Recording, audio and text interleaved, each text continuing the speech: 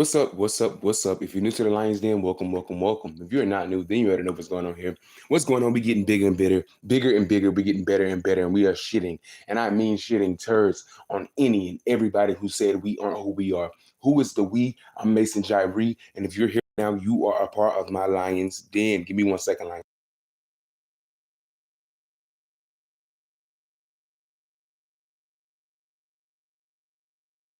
I really just came on here to elaborate, because something.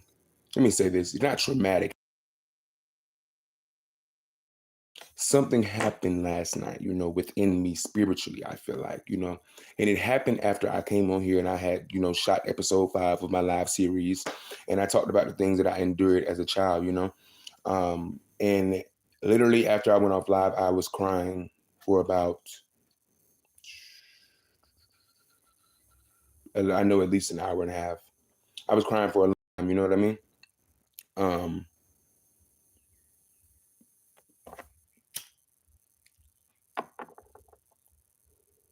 and this cry wasn't like a tea. No, I was boo-hooing. Last night, I was on the floor of my house. I really was giving Janet Jackson on Why Did I Get Married Too.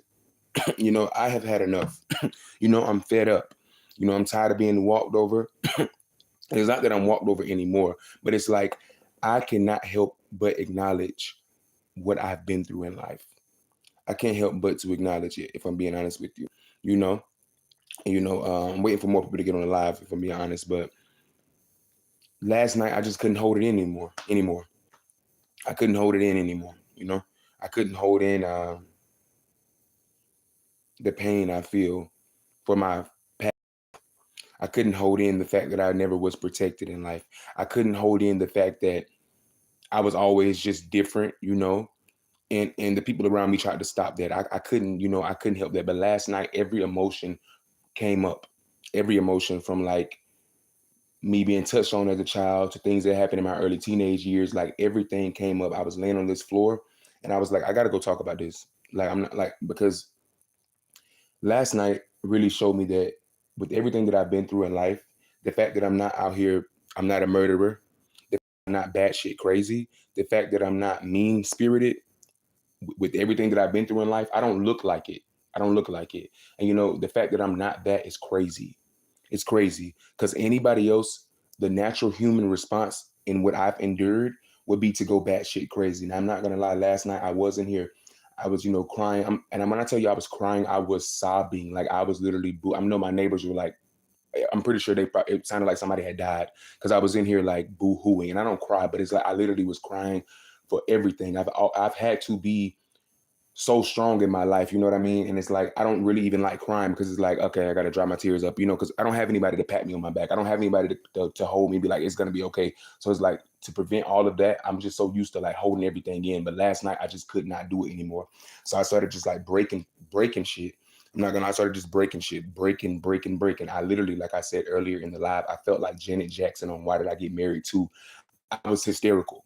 I literally was laughing and like crying at the same time. But I'm bringing all that up for a reason. So as I'm laying on the floor last night, I really realized like where this started from. And it started from me being touched on by a woman when I was a kid. That's what the first person to ever touch me was a woman. And I think the complications with my sexuality is like women today in real life, they try to make it seem like I'm fake gay, but it's like, or like they try to force me into heterosexuality, but it's like my thing is like this, like hell no, hell no. The same person or the same version of a person that touched me does not get to dictate and tell me who I should be, ever, ever. I think even how like macho, and I come on here and I talk all the time about how, the hyper masculinity. I even think that hyper masculinity within what it all stemmed from me having to protect myself since I was a little boy. I don't want to walk around here looking angry all the time. I don't want to walk around looking, but it's like I felt the need. And last night really showed me that I'm not going to do that anymore. But I felt the need to keep a mask up, and not a fake mask, but a shield of protection to keep me from, to protect myself. Because nobody in life has done that. I've always been my own protector. Now, don't get me wrong. I don't need any sympathy. I take pride in it. For sure, for sure. I take pride in being my protector. But yeah, so that's my relationship with women right now. Just in life, a lot of the women that I meet, in real life, it's like they try to. I guess they think that I'm not or that I'm not. Let me not say not confident because it's not confidence at all. They don't think that I'm assured within my sexuality, and being the mere fact that I was touched on by a woman first as a child. I had to remember that. Like, wow, it wasn't. Yeah, I may be bisexual. Yeah, I may like men more and all that, blah blah blah. But it wasn't a man that touched me as a kid. It was a woman. You know, it was a woman, and I guess I'm saying all these type of questions because coming from where I come from, it's like I'm gonna ask myself, like, why am I like this? It's just a bunch of different things that I'm realizing about myself that it's okay. It's okay. It's okay for me to like men. It's okay for me. Who gives a fuck? Because I don't. I don't care. I like them. I love them. And if I meet a woman who accepts the fact that I like men, we can be together forever, baby. We can make some things shake, but you got to respect me. And I think the women that I've met, recently, it's like it's not a respect, because if you come to a man who's told you he doesn't like women and you think you're going to convince him that he likes women, that's not how it works. That's not how it works at all. Quite frankly, you're going to bring out my sassy side, because that's not how it works. That's really not how it works. And yeah, I think a lot of women try to do that with more masculine presenting gay men. They try to make them, baby, you can't make me straight. You can't make me straight. You can't make me, yeah. And it's just like something that I realized. It's like I think it stems back to my mother. Like, a lot of women that I may have tried to bully me. You can't bully you. Hell no. Hell no. And these are the same people that touched me, inappropriately touched me as a child. Hell no. Hell no. No. And I'm not just trying to say fuck women, but fuck those women. Yeah, fuck those women, fuck those women, fuck those women, fuck them, fuck them. I don't care. And the main reason why is because a lot of time women try to walk around life as if they're so innocent, or they haven't know that y'all touch people too. Y'all touch on people too. You know what I mean? And I'm not just knocking women, but I'm telling my story and my truth, and I'm speaking up for men, specifically black men, specifically black queer men. Okay, that's who I'm speaking up for. Have y'all ever seen the movie Antoine Fisher? The movie is heart-wrenching to me to this day. How his older stepsister was touching on him and stuff like that. Women do stuff like that. Society has this whole perpetration that only men can be predators, and that's bullshit. Women can be too. Women can very much so be predators, because yeah, that's really just that. And I'm trying to really find peace in accepting myself. It's like, because I know I'm not just soft, but I know I'm not just hard, and I realized that because it's like this, that hard side coming up out of me was just to protect myself from bad things happening to me, like from a childhood. you know um yeah, that's just really where I'm at. I'm balanced. I'm everything. I'm realizing that, like, I'm everything. I'm everything. So I just think that's just very, very, very important. Before I continue, make sure that y'all are tuning in for tonight for episode 5 of the live series. I wanted to come on here and talk about this first. But make sure y'all tuning in tonight for episode 5 of the live series. And I think we're talking about my life in elementary school. And then episode 6 is middle school. Then we get to high school. And then, I'm just taking y'all through that journey, So it's a great time, great time. So yeah, back to what I was saying, so yeah, that's that. That's my relationship with women. And the reason why I'm tired is that I'm tired of having to be strong. I don't give a damn who don't know Mason Jyree. Mason Jyree, I've had to be strong all my life. I've had to take care of people, be there. And I'm only 24, but I feel 44. I'm being for real. Like, it's like last night it literally felt like I was like trying to get something up out of me, for real. Like, I was coughing so hard, like coughing and crying. Like, I want to feel content. I want to accept myself. I want to love myself. Um, like, I really do. I can feel once I get done with this live series, y'all. Once I get done with this live series, and I really just own up to my truth, it's like I can feel the, like, weight lifted up off my shoulders. It's like I can feel the opposite of whatever I'm going through right now. It's like, even I just think I want to stop smoking as much. You know what I mean? Stop partying as much. I feel like the past 2-3 months I have been going batshit crazy as far as the drugs, as far as just the partying, everything. Like, and I think all that was, just tying back into me trying to be strong. Me trying to keep myself together, me trying not to look weak, me trying to, just perform, me trying to perform how everybody else wants me to be who everybody else wants me to be. And I'm gonna be real. When you meet different people in life and everybody that you meet, you give a different version of who you think they want you to be, that shit is exhausting as fuck. It's exhausting.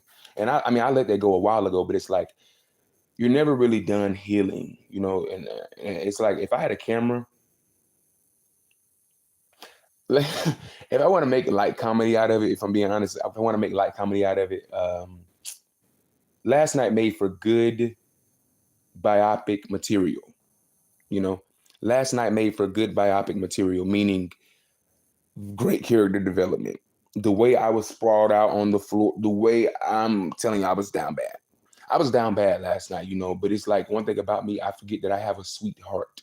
I love that about myself. I love myself to death. I'm not gonna lie, I really, really love myself. But I forget that I have a sweet heart. And it's like, my heart has been walked over a lot, not just by, I'm not talking about love, I'm talking about my family, people close to me. So when you add love on top of that and different things that are just like hard shit, not small shit, I want y'all to understand, Lions, don't let the fact that it seems like I'm downplaying what I've been through. I've been through a lot of shit. It's just that I cannot elope with that. Like, I cannot let that be me. You know what I mean? It's like, I can't just sit in that. I won't just sit in grief. I won't just sit in pain. I won't just sit in sorrow.